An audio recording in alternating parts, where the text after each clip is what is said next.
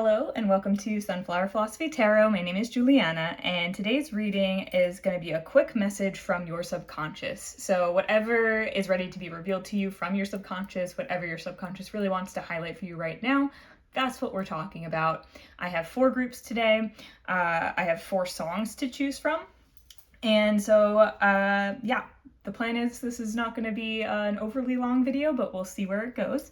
So let's get into the groups. We have group 1 with It Gets Dark by Sigrid.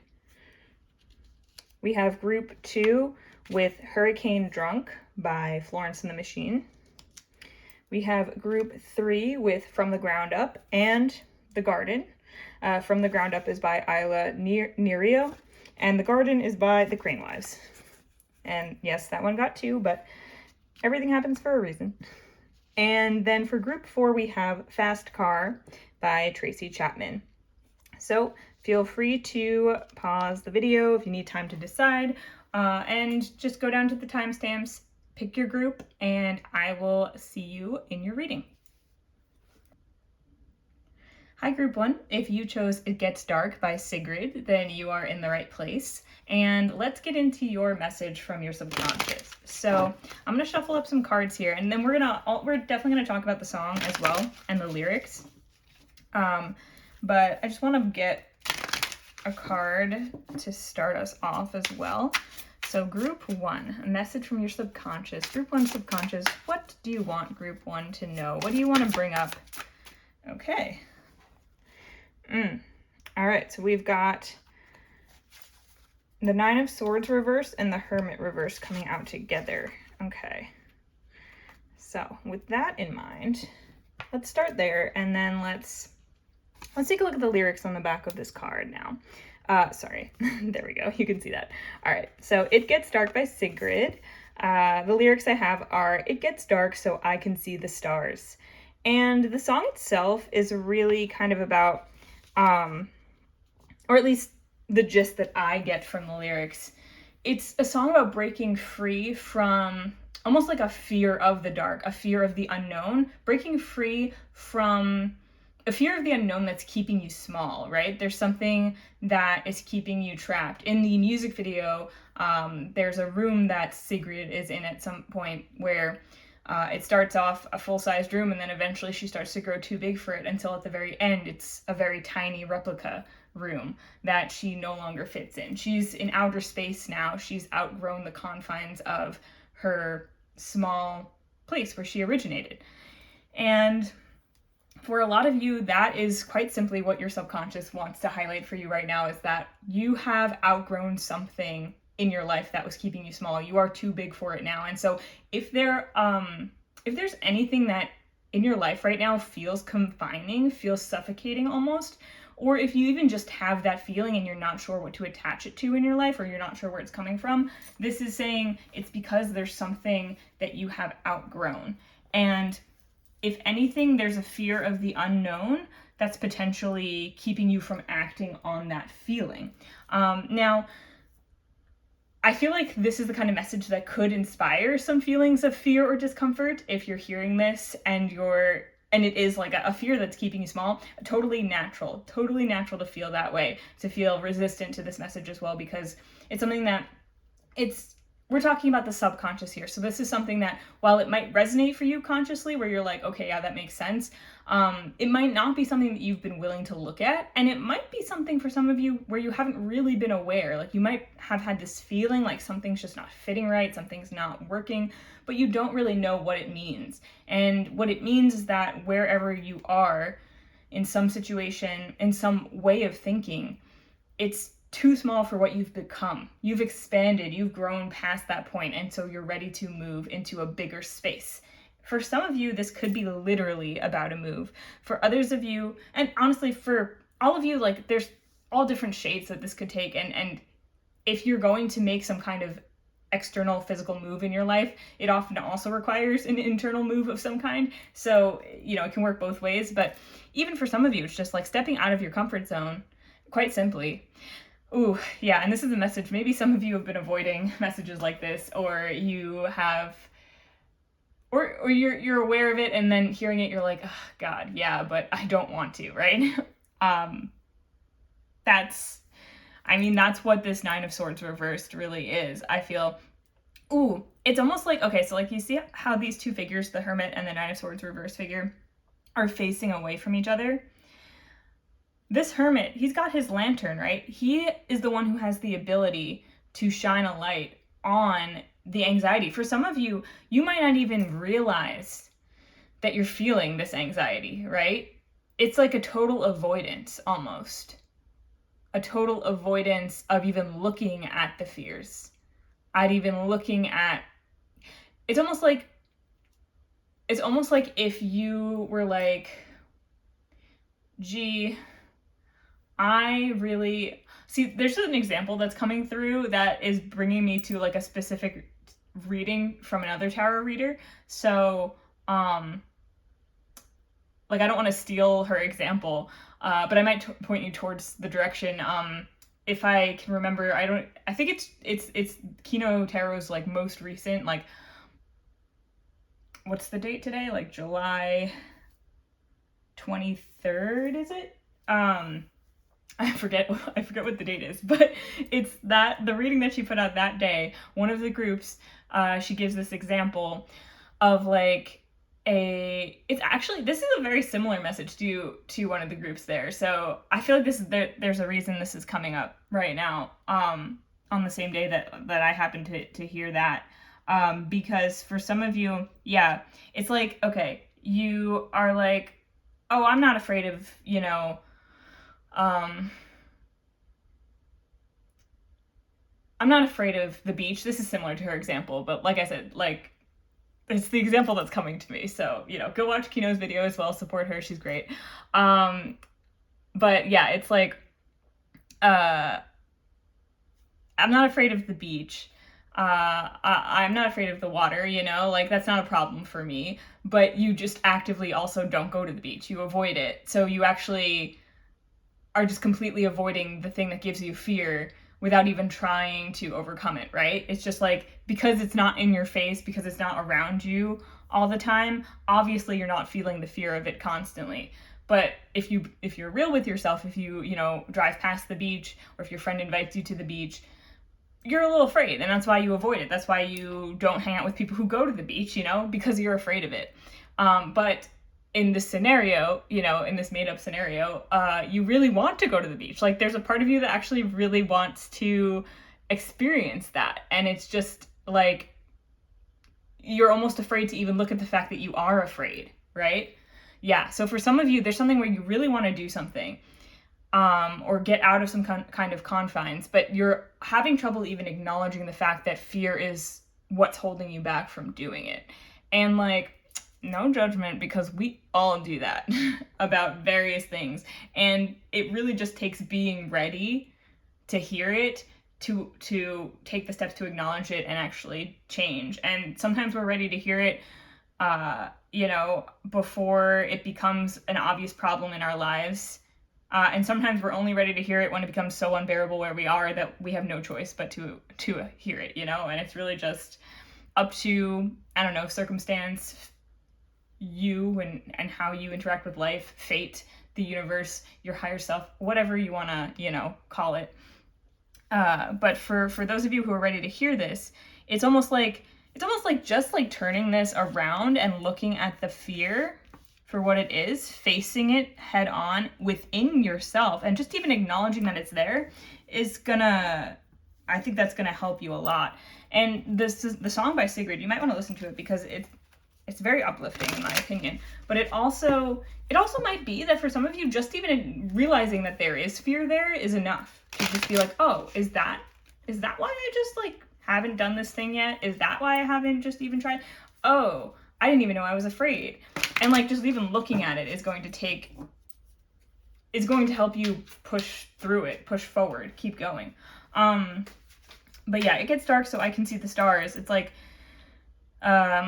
Sigrid is basically like realizing that there's a whole universe out there, and while she's been afraid of the darkness, which is like the unknown, essentially, it's like the reason for that darkness is so that she can see that there's even more to life than she thought before. And so, it's kind of like you don't get the the joys and the adventure and the like there's like really cool things out there that you don't get to see unless you actually venture out and try it. And there's a lot of people who might discourage that kind of adventure in life because they say, well, you know, it could be dangerous out there. I don't know. I'm too afraid to go out there. Why would you want to go out there? And it's kind of like you can't listen to that, right? You can't listen to that, whether it's in your own head or whether it's coming from outside of you.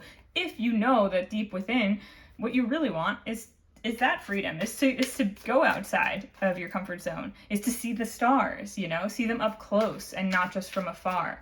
And for some of you, yeah, that's what this is about. It's like, you're like, no, I'm comfortable experiencing, you know, that thing from over here. Like, oh, yeah.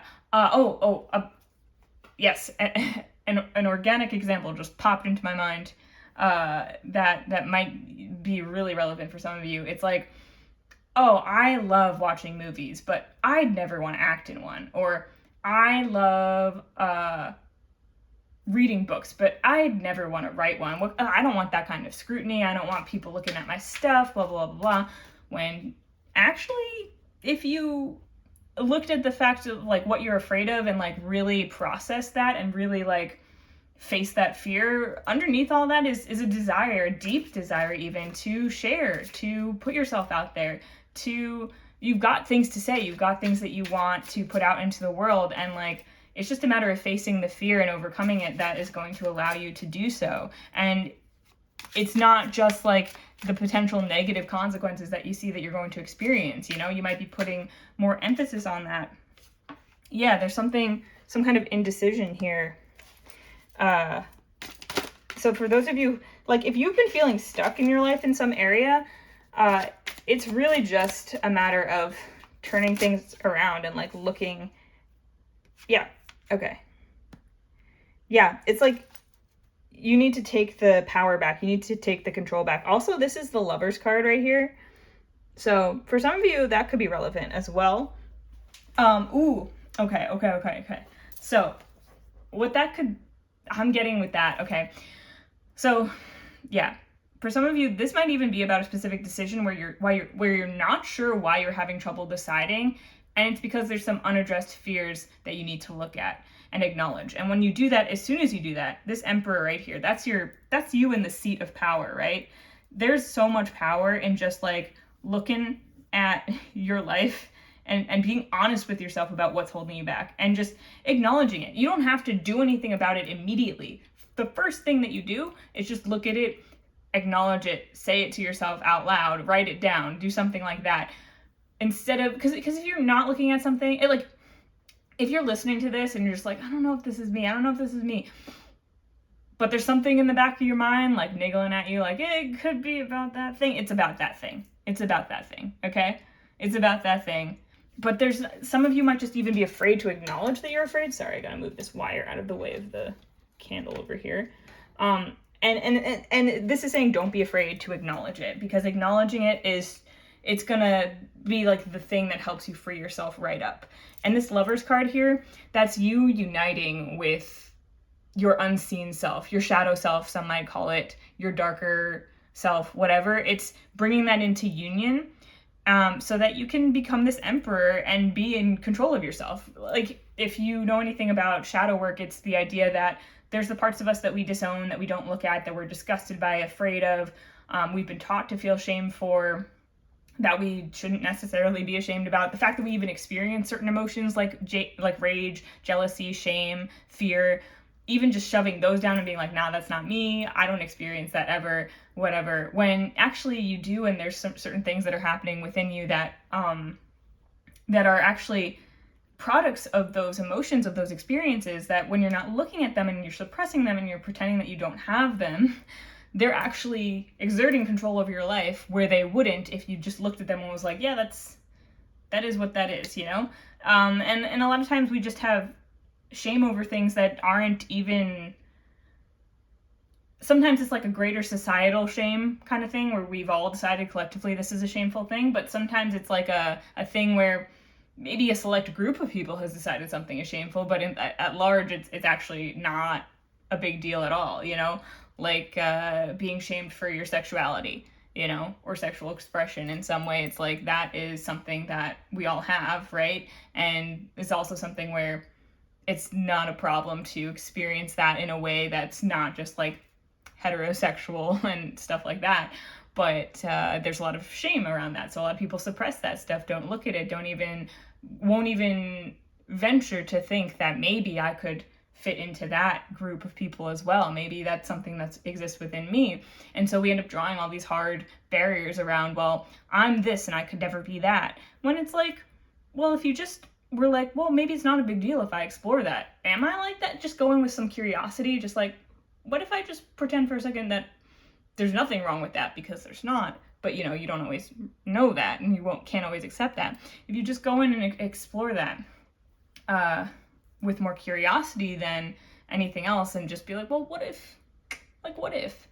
It opens the door a crack for you to just like really know yourself, and whatever you find there, to never live in fear again that you're going to explore, like find some part of yourself within you that you cannot possibly accept, because you realize that whatever you find there, you do fully and totally accept it. And you don't have to, you can decide what you do with that, right? Like once you acknowledge it, you decide, you know, what that means for your life, and it opens you up to new possibilities, and you just, it frees you. Yes, you're just like on the cusp of getting free from subconscious fears that you've just been suppressing and that you don't even want to look at.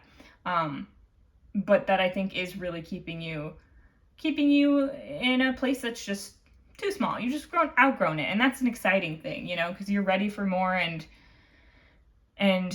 for some of you, there might be a specific thing about even being afraid to look at this kind of thing, because you're afraid of even admitting that you feel trapped, because you're afraid that once you feel that and like fully embrace that that's something that you feel, that you won't find a way out, right?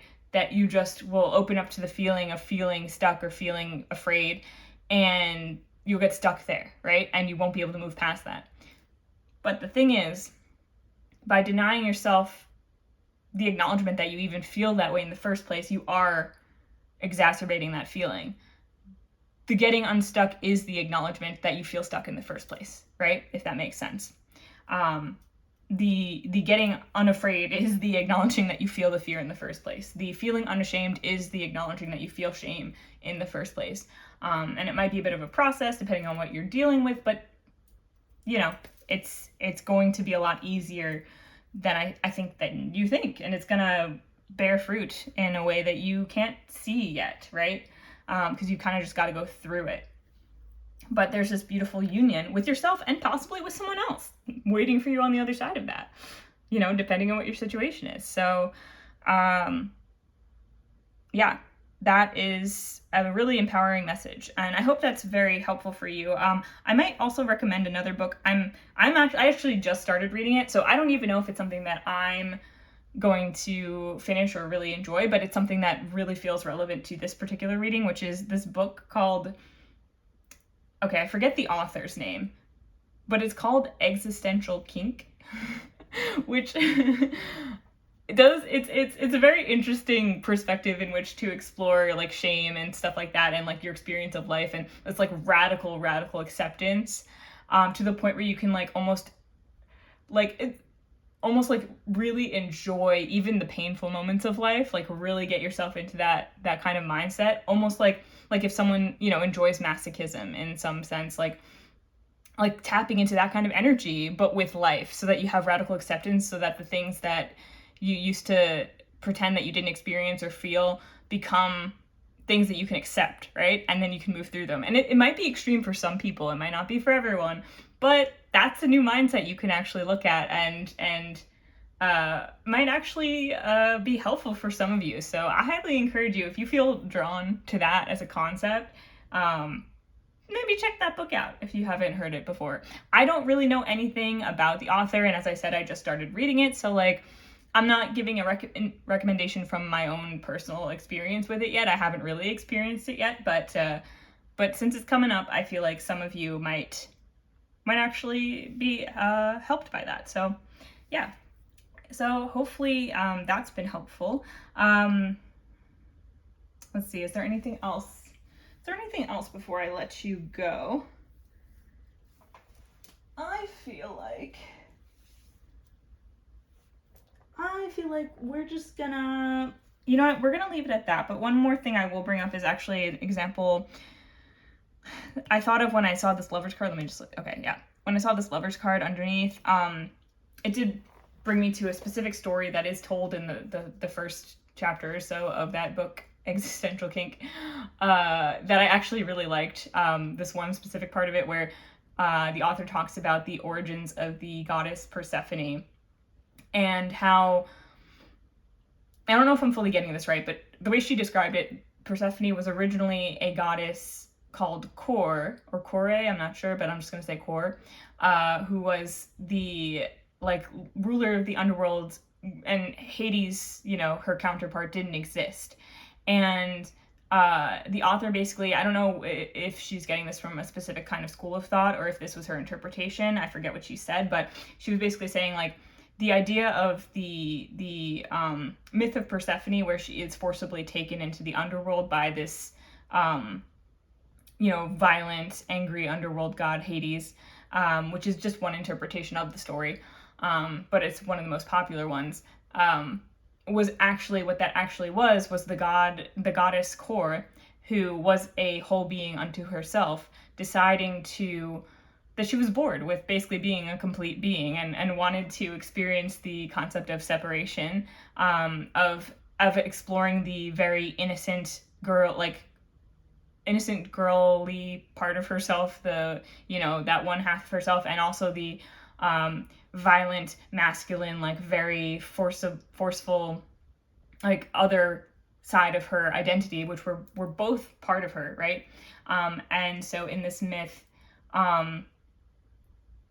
the god Hades is actually another part of her, who takes her into the underworld, and she experiences, you know, violence at his hands, and is kidnapped and restrained. But through eating the fruits of the underworld, the reason that she ends up staying with him is because she actually recalls her true nature, understands him as a part of herself, accepts that part of herself fully, and creates a harmonious union with him. Because in this is like the lovers, right? The two parts of yourself coming together. And so you can just see that as Persephone taking her light side and her dark side and uniting the two of them, and they rule together and separately, but they are both part of her. And so it's kind of like you get that extra bit of context, of power, of awareness of your true self by experiencing that sense of separation, and then you merge the two and you begin to work together as opposed to working against one another. I hope that comes across as how I truly mean it, because I know that that story told in that way could be triggering for some people, but it's like very much understanding that in this myth, it's like Persephone is not actually being victimized by another person. She's being victimized by herself for the purpose of understanding an aspect of herself better. And so it's kind of like taking that sort of extreme example, but applying it to the ways in which we sometimes do that to ourselves, even subconsciously, where we have our fears that keep us trapped because part of us, you know, is afraid to go outside of them. And it's protective, but sometimes it's also because there's something that we're getting out of our situation in feeling stuck in one place, in you know, not quite making enough money or whatever that is, that we keep ourselves stuck there because there's something that we're getting out of it. And it might be a sense of security. It might be a sense of being taken care of, if you're like, you know, staying with someone who's just not satisfying for you, but you feel like you get security and being taken care of from that, but it's just like there's something that's just not quite right about the situation. Like, you know that it's not going to last, but like you kind of want it to, because that's what you're getting out of it. Like, it's giving you something, whatever situation you're in right now, it's giving you something, but it's acknowledging that. It's acknowledging what you enjoy about that and letting yourself fully accept that in order to get to the place where you're like, okay, but now we can move on because I know what it was that I was looking for, and I can accept the parts of me that wanted me to stay there, and also now move into the parts of me that don't want to stay there, want to experience something different, you know? So yeah, the book will explain that in more depth and better if you're interested in that. But I feel like for some of you, that can be a helpful concept, because I do feel like there's a beautiful sense of union with your shadow side, which is going to help you truly move forward in your life in the way that I feel you've been wanting to, and expand beyond the container that you find yourself currently in. So if that resonates, feel free to like, comment, and subscribe. Thank you so much for listening to this reading, and feel free to check out the services that we offer on our website, sunflowerphilosophy.com. I'll link that in the description, along with also the book I mentioned with the author, and also the keynote reading if I remember to do that. So you can also go check those out if you want. No association with either of those people or anything, just thought they might be relevant to you. So yeah, have a great day, and I will see you in another reading again sometime soon. Hi Group 2, if you selected Hurricane Drunk by Florence and the Machine, then you are in the right place, and this reading is all about a message from your subconscious, ideally a relatively quick message, that your subconscious wants you to know that you're ready to become conscious of. So we'll get into the song in a moment, but I want to pull some cards for you as well, so we can just get right into the reading. So for Group 2 subconscious, what do you want us to know? What do you want Group 2 to become aware of? What are you looking to bring to the surface? Okay, well, we've got 2 cards there, and we've got the Queen of Pentacles reversed and the Six of Pentacles reversed. Okay, and let's read Hurricane Drunk here. Let's read the lyrics. No walls can keep me protected, no sleep, nothing in between me and the rain. And you can't save me now. I'm in the grip of a hurricane. I'm gonna blow myself away.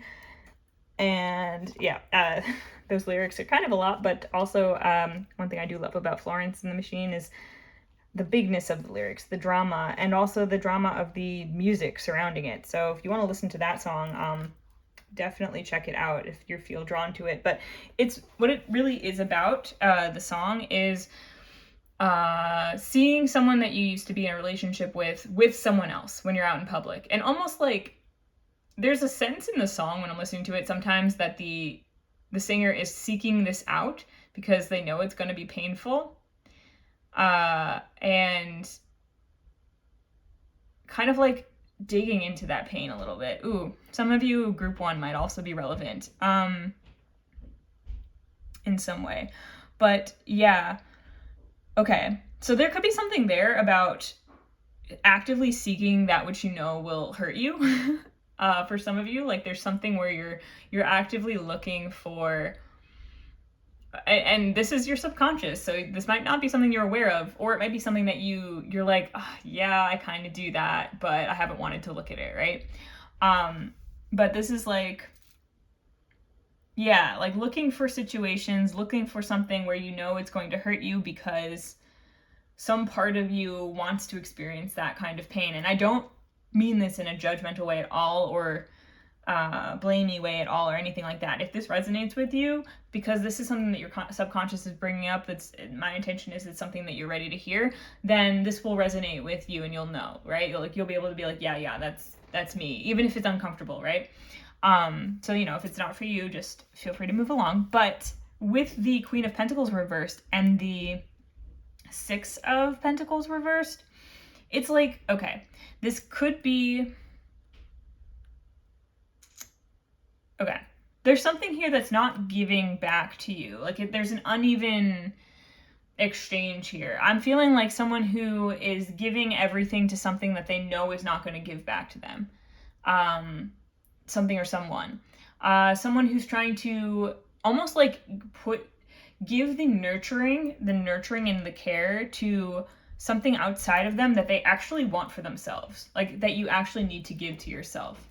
And one way that relates to the vibe of Hurricane Drunk is like, it's like she's still in the grips of like grief and pain over this past relationship where the other person has clearly moved on, and it's something that hurts her. It's not giving her anything, but she still seeks it out.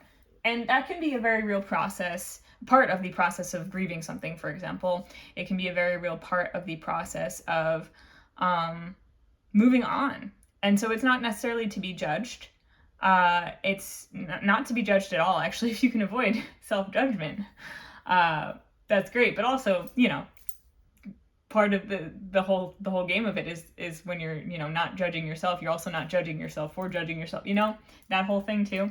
So yeah, if this is resonating and you're like hesitating to embrace that, like being real with yourself, just like I told group 1 in whatever they were dealing with, being real with yourself, being honest with yourself, facing yourself, that is the first step to just like completely freeing yourself from it. But yeah, for a lot of you, it's like there's a sense that you're not being nurtured in the way that you want to be nurtured. You're not being given to in the way that you want to be given to. And acknowledging, even acknowledging the desire for that, acknowledging that that's something that you want, if you feel like it's been taken away from you or been denied to you, sometimes acknowledging that can feel really painful because you feel like once I acknowledge it, well, what if I can't get that, right? What if I can't get that out of life? But this is saying like shoving that down and pretending that you don't have that, those needs and desires within you is making them like, it's like coming out in your behavior in ways that you maybe don't even realize, you know. It's coming out in the things that you accept in life. It's coming out in the ways that you interact with people. It's coming out in the ways that you do things or see things that might perpetuate the cycle instead of ending it and letting you have exactly what you want, you know, because this is like, you deserve, you know, you deserve to have what you want, but you might not feel that way on some level. Like you deserve to be nurtured and taken care of. Some of you, it's like you have this feeling maybe of unworthiness of like having someone who genuinely, like a situation or a person.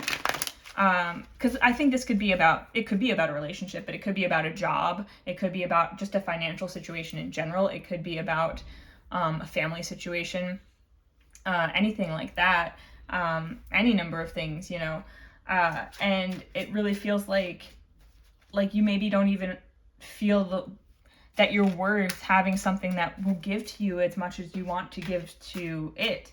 And you might find yourself even like, maybe you don't even see yourself as a very generous person or a giving person, but I feel like it's because you have this subconscious belief that you're not worthy, and you're also afraid that if you start to give, no one else is going to give back to you, and you're just going to give and give and give and never get anything back, and you're going to deplete yourself, you know, which is a totally understandable feeling because there are a lot of times we're in situations where that is what's happening.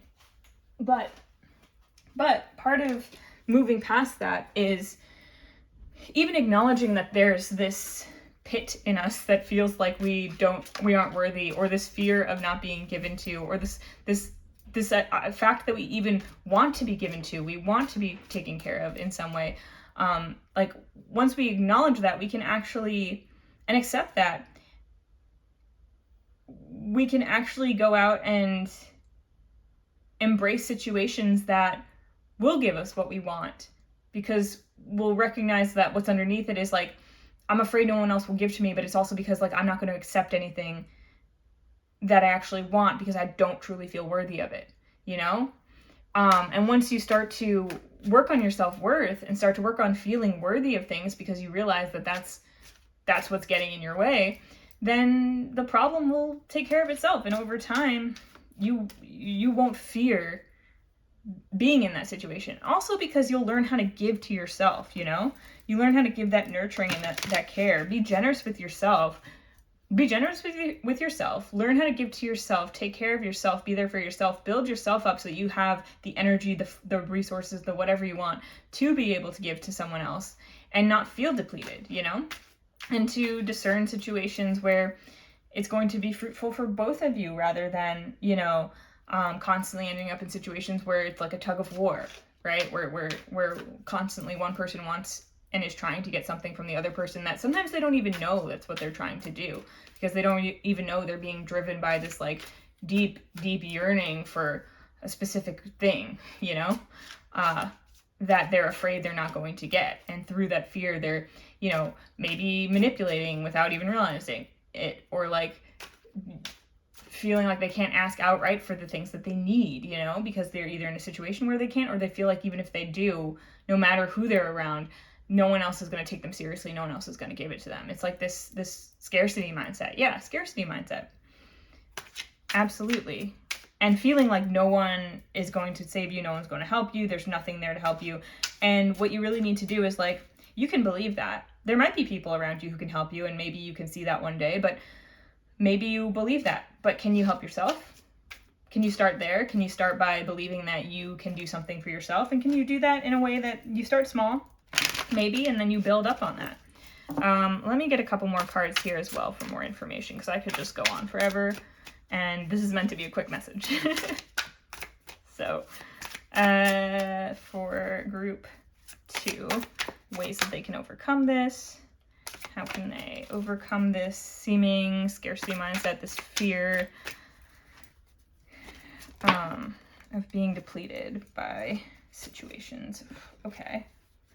No, you know what? I got a couple cards, but I feel like they weren't really the ones that meant to come out. So group 2, what else for group 2? Okay, we have the Hanged Man in reverse, and we have the Page of Wands reversed. So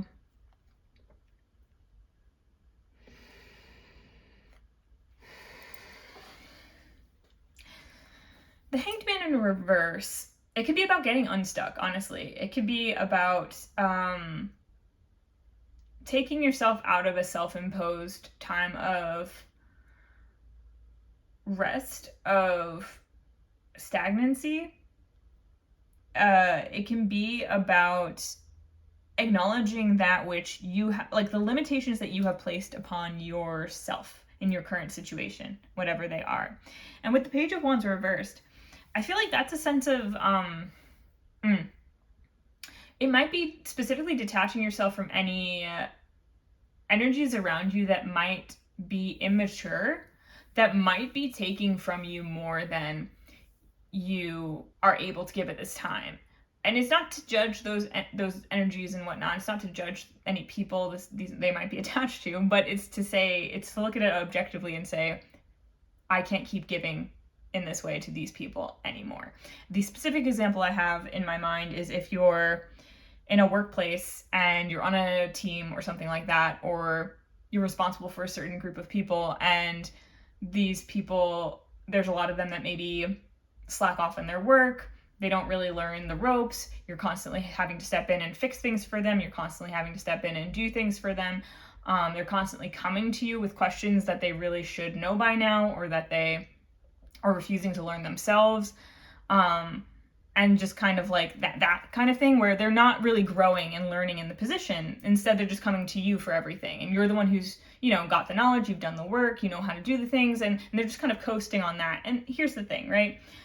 You don't even have to, you handle your individual situation however you need to, but it's like the acknowledgement that in order to grow, people need the opportunity to. Sometimes they just need to be cut loose, in the sense of like, okay, hey, I don't have time to help you with this thing. You've got to figure out yourself. Go to someone else or use your own resources, whatever, what have you. And just cut them loose and trust that that's what they need. And if things get screwed up, but like you can't be the one who's directly responsible for that. And you can handle that situation in any way that makes sense for whatever your situation is. But we have this Queen of Cups right here on the bottom of the deck. And I feel like a lot of you have a very nurturing kind of energy. You want to nurture and help people, but it's finding the balance. It's finding the nurturing aspect of letting people learn for themselves, right? Of giving people the opportunity to fail, to fall, to mess up, to screw up, to not live up to their potential, to do things that are not in the best interest of them or even the people around them, and not taking responsibility for that to the detriment of that other person's growth, let alone your own ability to give, And so for some of you, it's like you're very caring, and there might be people around you who are younger than you who you really feel like a responsibility for, or just maybe are behaving immaturely, and that's where this page is coming in. But I feel like it's time to find the love and compassion in saying, hey, you know what? I believe in you. You can figure this out yourself. I believe in you. You need to handle this yourself. you know, and however that's going to work for you. And I think that's really cutting you loose from whatever, from this energy that's not allowing you to give back to yourself and to really focus on your own self and your own stuff. Because yeah, it's like you don't have anything else to give here. Something's depleting you, something's draining you that you don't need to be giving your energy to. And in fact, in the long run, it would benefit everyone for you to take your energy back. It would be better for you, and it would be better for them. And you can, oh man, it could come out in a way where you feel angry or you feel frustrated, and stuff like that, depending on like how this needs to go down and what your circumstance is. But it could also come from a place like within you where you're just like so confident and you're just like, this is what I need to do, and in a place of being really solid and like, you know what, I believe in you. Even if I don't believe in you, I'm gonna trust you anyway. I'm gonna believe in you anyway. I'm gonna say that like, this birdie needs to fly. I'm kicking you out of the nest, kind of thing, and recognizing the long-term benefits that can have for someone. But you also don't need to oversee that process either. You're just like, you know what, you are your own person, you're a sovereign being, you can figure this out. I have things to do, I have myself to focus on, I just simply don't have the resources. There's nothing wrong with that. And in fact, that'll be beneficial for, I think, you and everyone around you. And that's going to help you build up your own sense of protection and safety within yourself. Build up your sense of self-care, which will in turn also help you invite more caring, compassionate individuals into your space, or even just a more caring, compassionate energy from people around you. And in some cases too, it's just like in being honest with maybe people in your circle who are a little bit younger than you, or who have been needing your help more than you are able to give it. You can also be honest with people who maybe have the ability to give you help and say like, hey, this is what's been going on and I actually need some help here as well. And being able to sort of turn those tables for yourself, flip that script so that you can get yourself back on your feet and you can stop hurting yourself. Because I think in some ways that's kind of what's happening here. Yeah, Empress reversed underneath the deck. You need to turn that motherly, compassionate energy, I don't care what gender you are, that nurturing motherly energy, that caring energy back in towards yourself right now. That's what your subconscious wants to tell you. Because I think that you've been having trouble doing that. And I think some of it stems from a place of not feeling worthy and not feeling like, maybe not even knowing how to accept care from other people, only knowing how to give it. And I'm not saying it's easy all the time, but being aware of it is the first step. So I hope that you are able to take this into account. And if this resonates with you, take action on it, because you're worth it and you're worthy. And the first step to embodying that is really just facing it and acknowledging that there is a feeling of lack there, a feeling of unworthiness that's driving your actions in some way. So yeah, I hope that this was helpful. And if that resonated, please feel free to like, comment, subscribe, share, whatever you want to do. If you're interested in any of our services, I have the link to our website below, sunflowerphilosophy.com, if you want to check that out. And yeah, thank you for watching, and I will see you in another video sometime soon. Bye. Hi, Group 3. If you selected From the Ground Up by Ayla Nereo and The Garden by the Crane Wives, then you're in the right place. I'll get into the lyrics of these songs in a moment, but first of all, the topic of this reading is just quick messages from your subconscious, something that's in your subconscious right now that wants to be known to you consciously, so you can acknowledge it, do something about it, whatever wants to come through. I'm going to pull a couple cards. I already actually feel like for the other groups I've pulled cards before I even got into the songs. I'll do that this time as well, but I am already feeling a sense from you guys of, like, we have From the Ground Up and The Garden. There's this feeling of growth, like some kind of seed that's planted that's growing.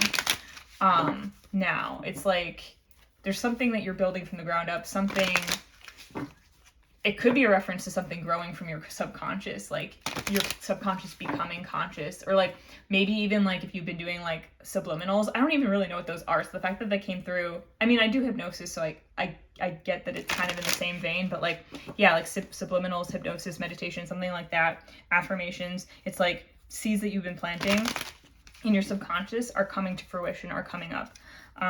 But there might also be more to this message than that, because that could even be separate from what we're going to get into. But that came through pretty strong. So if you've been doing some kind of practice like that, I feel like this is a sign to continue doing that's working.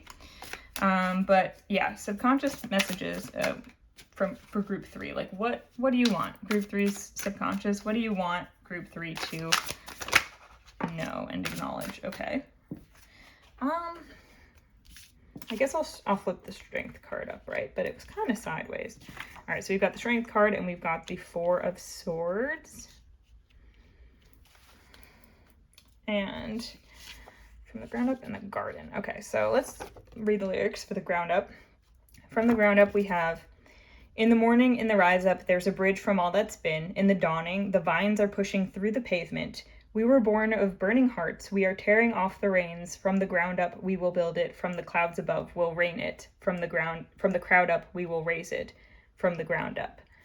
So, yeah, definite vibes of like, ooh, for some of you, yeah, it's like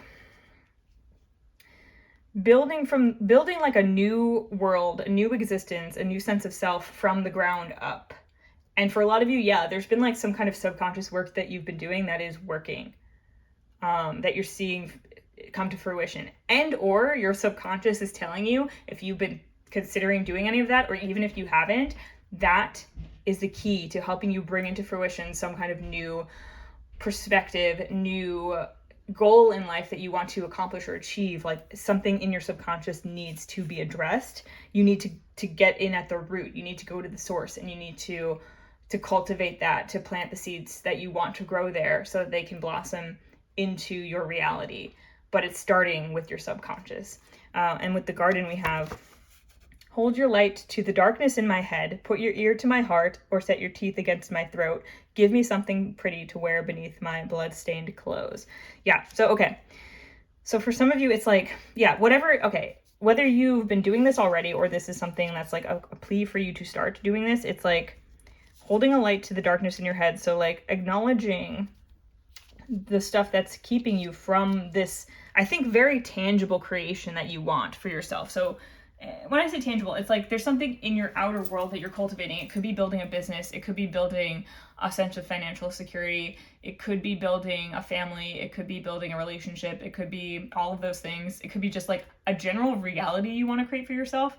And it's like going in and like digging out the weeds in your brain, in your like subconscious, like pulling out like all of that stuff that's just not, it's getting in the way of what's in your heart. Because heart, like the strength card to me, it's like very much connected to the heart in a way, because like it's, to me, it's like related to courage, and especially emotional courage, like emotional vulnerability, true courage, being like someone who's willing to not only like acknowledge the truth of what's in their heart, but face it directly, acknowledge that they have desires, right? Because sometimes you look at you don't even want to look at what you want because you are afraid that you can't have it. And so by not looking at what you actually want, you don't even take action towards it. So like you ensure that you can't have it. But once you look at what you want, even if you have this painful sense, like especially pay attention, if you have this painful sense around what you want that you can't have it,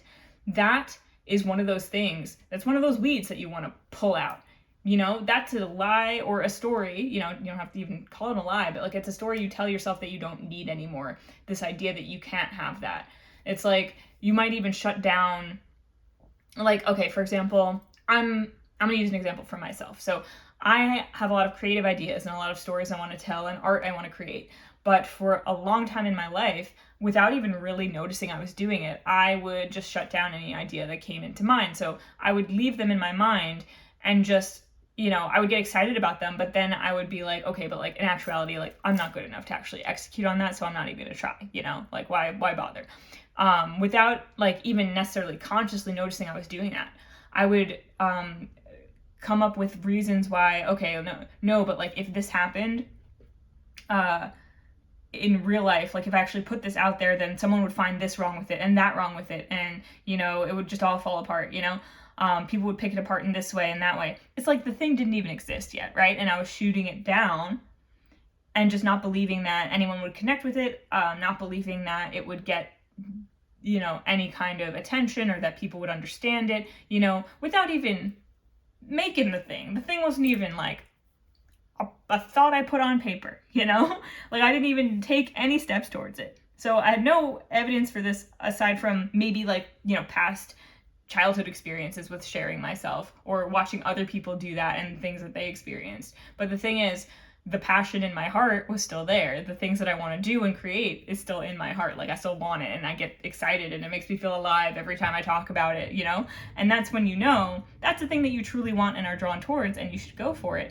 However, if you keep repeating the old story of like shutting down your ideas, they will never work before you even let yourself like get there to the actual point of like putting it down on paper or sharing it with someone else, or like taking the first step towards creating the thing, like it's just never gonna happen. And a lot of you, whatever it is that you want to create, it's going to take, and has maybe been taking, this process of planting new seeds, of pulling out the weeds of stories that are just keeping you from that, and planting the seeds of like, but what if it does work?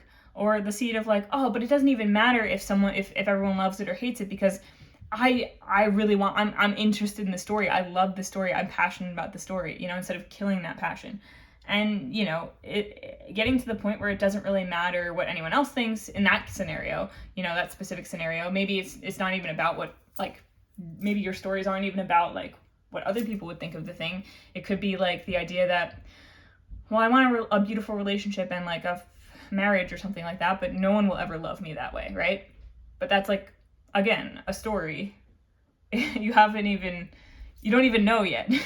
Like you haven't lived your whole entire life, so you actually have no idea what's coming to your life. And you also might not even be able to see the ways that people already do love you, right? And like love yourself and all that. So it's like, that's those kinds of things, those are your weeds, those are what you're pulling out. And then you're planting new seeds, and those seeds could be in the form of like pulling out, once you pull out those weeds, once you acknowledge they're there, realize where they're coming from, you can start to address them, with things like hypnosis, like subliminals, I don't know, meditations, whatever, ways that you have of doing that. Just immersing yourself more in stories that you find empowering, finding people who have success stories, who followed their passions, people who have an optimistic outlook on whatever you want to do,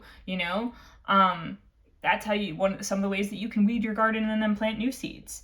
Like really immerse yourself in that world, For some of you, I just heard the words like be delusional, which I don't even like that word, but now that I say it, it's kind of like, yeah, I mean, like, it doesn't matter if other people would say it's delusional, like, embrace that, be that, because they're just maybe too cynical to make their own vision of what they want come true. And you can't wait around for them to decide it's okay to do the thing and believe in the thing before you do it for yourself. No, you make that decision, you do it, And, that's something that came through so for some of you, that might be the thing. But yeah, it's like very much like a follow your heart. And I think for a lot of you, you're already doing this, and this is a confirmation that this is working, like this is true. And for some of you, like you might not have seen the fruits of it grow fully yet, but it's almost like you're in this resting phase where you're like, you're going in deep, you're doing the work, the cultivating, and you're still doing it. You're learning how to create what you want from that internal space, and that's what's going to help bring it to you. It doesn't mean that action's not required, but it is saying that that this is the necessary work to do in order to even see the actions that you need to take, and even in order to want to do the actions that you need to take. Like I was giving that example before of like how I would shut things down so fast I didn't even get to the point of action. And it's like, well, now you're doing the work that will lead you to the actions that are going to give you the best possible outcome. And so it's like, embrace the periods of rest as well that you get with this shift, where like it might take some time. It might take you really like going into yourself. Like this might be literally like doing things like meditation and hypnosis and affirmations and subliminals and whatnot.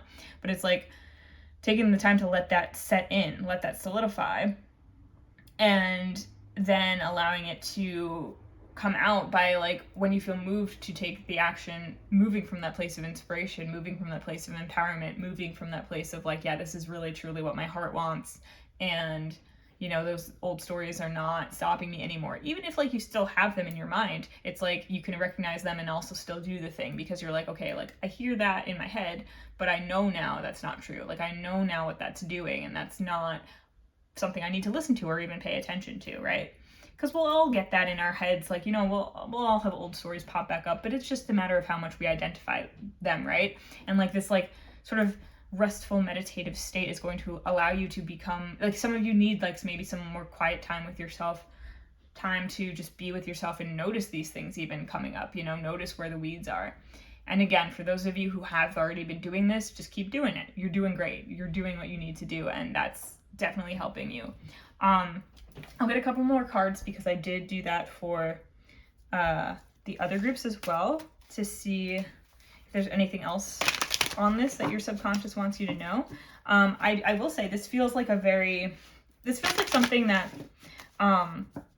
it's almost like it's like advice from your subconscious, but also a congratulations from your subconscious. Almost like, yeah, good work. We don't necessarily have to tell you about some kind of negative habit or pattern because you're addressing them right now. You're in the midst of actually getting down and dirty and doing that. For a lot of you, I feel. So it feels really good.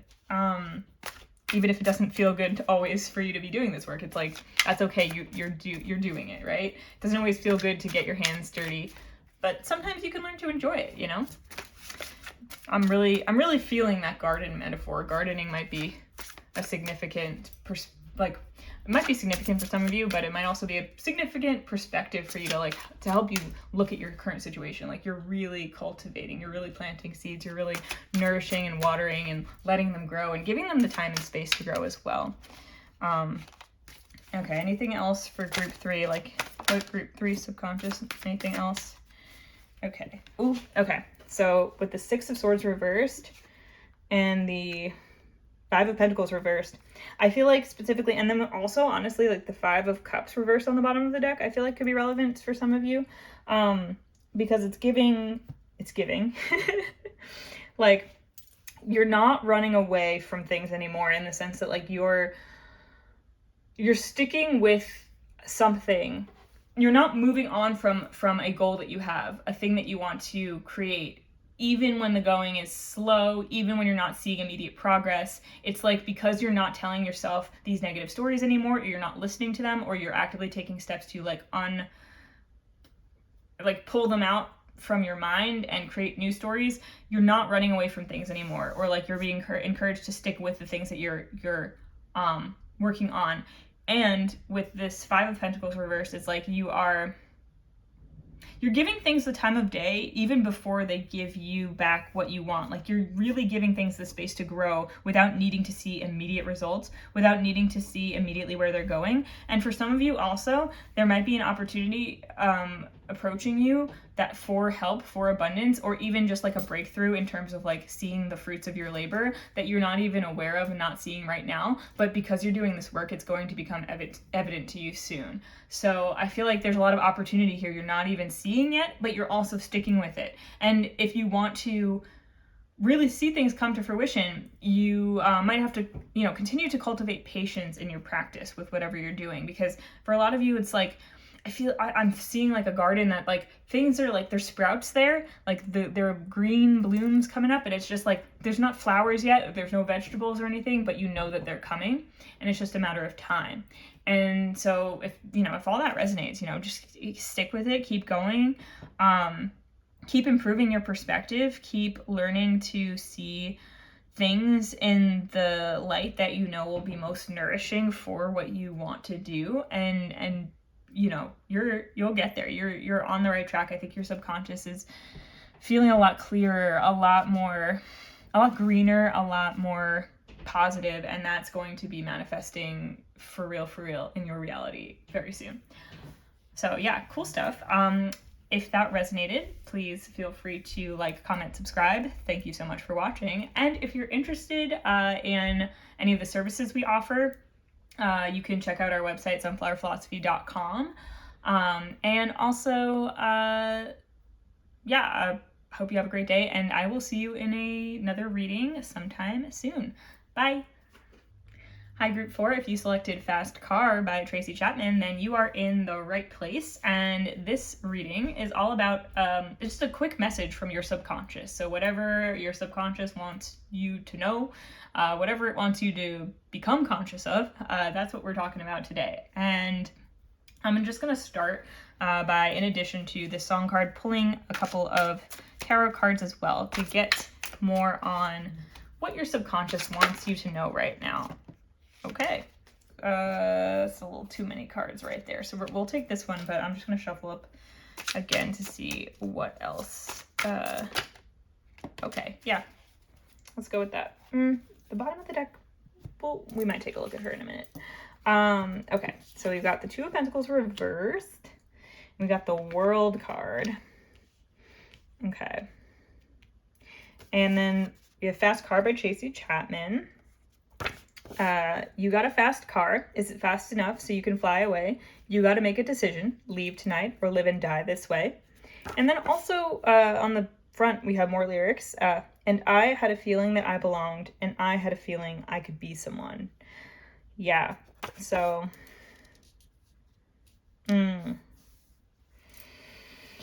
okay. So, I mean, like, I feel like you probably already know the song Fast Car, because who doesn't? But, you know, if you don't, definitely listen to it. It might have some messages for you. I feel like there's something that your subconscious wants to highlight about some kind of imbalance that you may have experienced in your life that is ready to come to an end and be completed, and you're ready to move on from. And when I say imbalance, I'm specifically thinking about how in the song Fast Car, like the singer, it's like the singer has given up a lot of her life and time to take care of like her father, who's like an alcoholic. It's the gist that I get from the lyrics, at least. I say her, I feel like the singer could inhabit any kind of gender, but just like this person has like they dropped out of school so that they could take care of their father, like get a job, you know, whatever, young. And it's kind of implied that this has led to a pattern of also in relationships kind of ending up in the role where they're taking care of everything, and then the other person is just kind of like doing whatever they want and like living out their own patterns in whatever way they want, and getting stuck in that situation over and over again. And so I feel like there's, for some of you, there might have been a specific imbalance or specific situation that you experienced in your life, maybe just instability. It could even just be like financial instability specifically. And it could be due to some kind of past specific thing that happened, or it could just be due to like maybe even just a subconscious like belief that you inherited from others around you about, you know, your situation, what you're worthy of, your finances, how money works, all those kinds of things. For a lot of you, I think it is specifically that, but it also could just be relationships in general or other situations like that. But just like this idea of like this imbalance, this like pattern of imbalance that you've inherited, that your subconscious is like, it's highlighting because it's ready to come to an end. Like you're reaching the end of that journey here. And it's kind of like making that decision to leave that behind, to step into that completion, and to move into a new phase of life where you're living in a completely different way than possibly how you grew up, possibly how you've been taught to see things, possibly a different way of life than anyone in your family had, or, you know, other people that you know have. Like you're ready to step into a new cycle. You're ending this cycle. Generational cycles maybe is what you're breaking here. For a lot of you, I just got that gist. Is like there's a generational cycle that you're ready to end, and you might not be consciously aware that you have that opportunity right now. Like, or you might just need that reminder of like, you don't have to live this way anymore. There's an opportunity, or there are things that you can do to move yourself out of the cycle. For some of you, it's also just like a heads up that it is in fact like ending, and becoming more consciously aware of this and this potential right here for you is like the next step in terms of like or even the final step in terms of just ending that for you. Just being aware that there is a cycle here. You may or may not have any level of awareness of it, but just like taking a look at that and being like, oh, okay, I don't have to perpetuate this anymore. Which is very exciting, actually. We have this Queen of Cups on the bottom of the deck. I got, for some of you, it might actually specifically relate to a mother figure. I'm going to leave her out here. I'm going to leave her over here. I didn't do that for the other groups. I'm going to leave her over here. But yeah, so there could be like some kind of thing relating to like a mother figure in this situation that's significant. But yeah, bringing that to the surface, you're ready to end that. You're ready to step into a new cycle. And it might involve like making a decision to leave something, but what you're leaving could be as physical as a relationship or a job, but it could be as intangible as a thought process, as a way of seeing the world. Let's get a couple more cards just in terms of from Group 4's subconscious.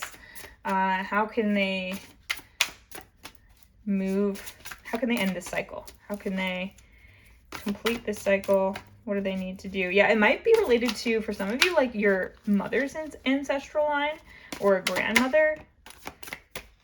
Like, whatever feels significant to you, it's like something that I think once you figure out what the pattern is exactly for you, it's going to be pretty obvious, like, who. Okay, it's so interesting. We've been getting a lot of repeating cards coming out in these piles. The Hanged Man was just, in reverse, was just out in the last group, I think. Okay, with the Page of Cups and the Hanged Man. So I actually feel like, for some of you, so the Page of Cups, for some of you, this is a surprising thing. You might not actually have been consciously aware until maybe recently, or maybe you're still not 100% sure about this cycle. Because, you know, when something is it's so close to your face, you can't really see it, that kind of thing. It's like, that's why we don't realize, that's why so many things remain subconscious for a while, because until we get a certain amount of perspective or distance, we don't even see it. It's just so close to us, right?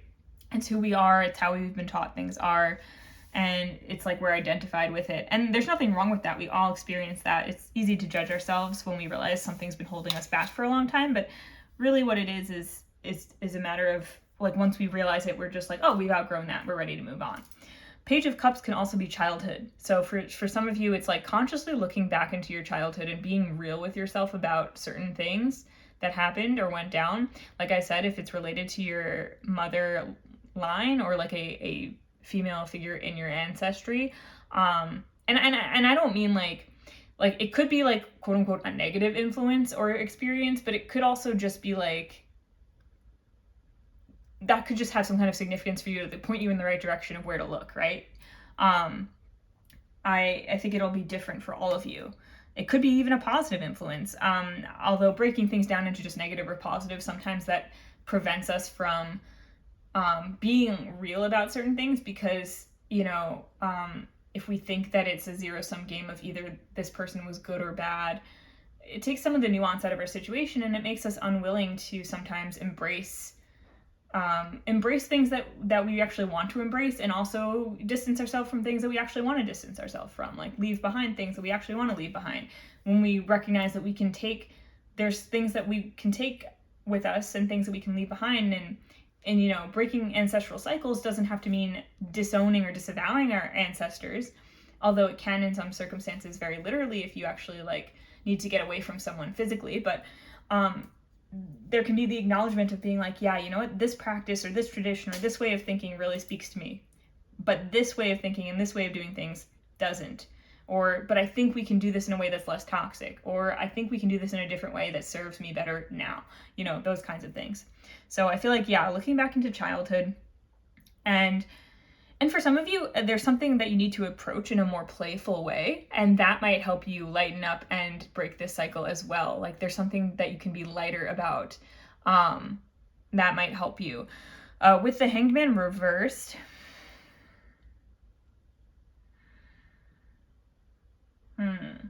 The Hangman reversed. You know what? I actually want to get another card for this one. Can I get a clarifier for the Hangman reverse? I put it over the World card, but... Okay, well, okay, the first thing, before I even get this card, I just got, like, you are not stuck. It's like a reminder, like, you're not stuck in this cycle. As simple as that. But then I just got the Hermit card, which came out in reverse in the first group as well. But the Hermit card is like...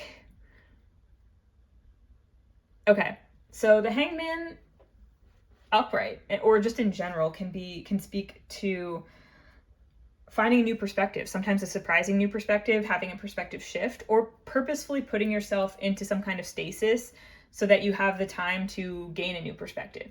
But the Hermit, it's like, to me, the Hermit is doing some like subconscious excavation. It's really shining a light. It's really looking into things purposefully with action, like specific action.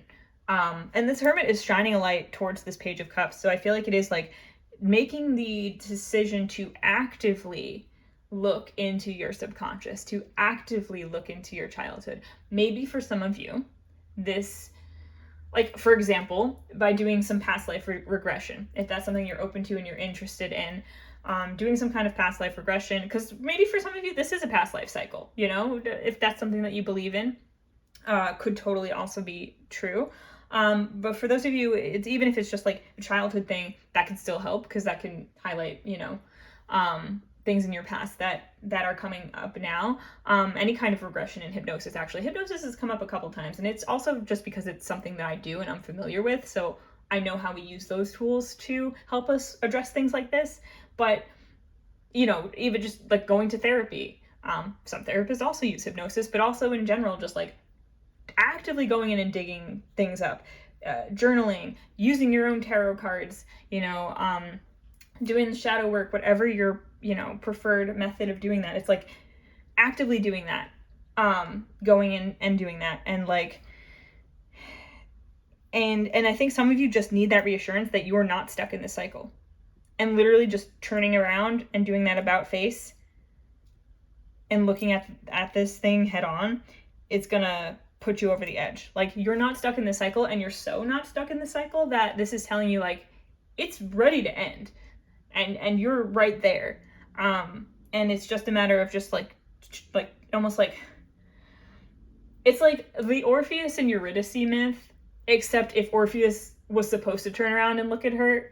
But it's almost like, okay, I know in the Orpheus and Eurydice myth, for those of you who aren't familiar, originally it's the story of like Orpheus is getting Eurydice out of the underworld, and Hades basically says like, yeah, you can take her out of the underworld, but only if, you know, you walk out and she follows behind you, and you don't look around, and you don't look behind to make sure that she's still there. It's like a test of faith, right? But then Orpheus, of course, at the like last second loses his nerve, turns around, and she disappears because he wasn't supposed to look, and he looked, and he didn't, you know, he didn't keep his faith, right? In the fact that she was behind him.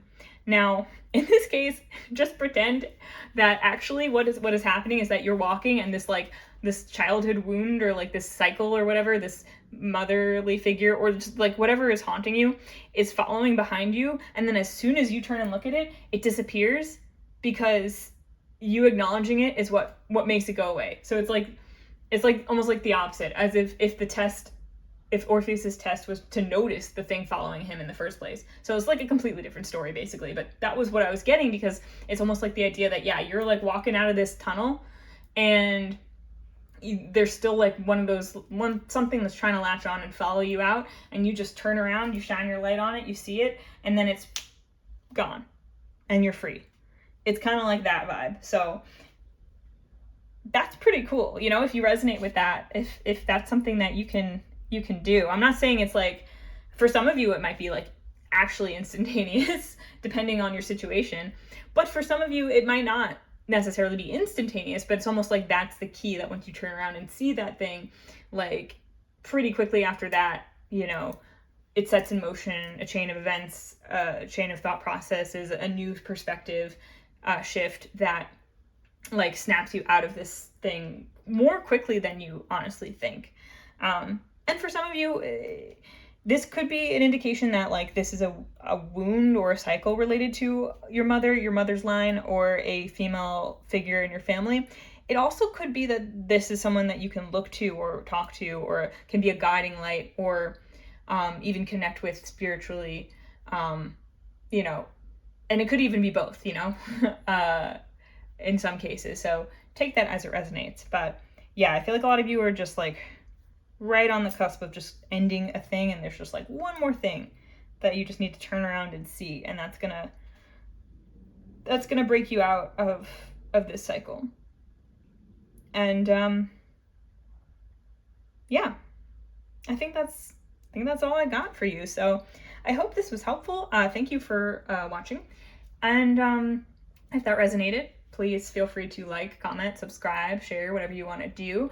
If you're interested in any of our services that we offer, you can check out sunflowerphilosophy.com. I'll put the link in the description. And I hope you have a great day, and I will see you in another reading again sometime soon. Bye!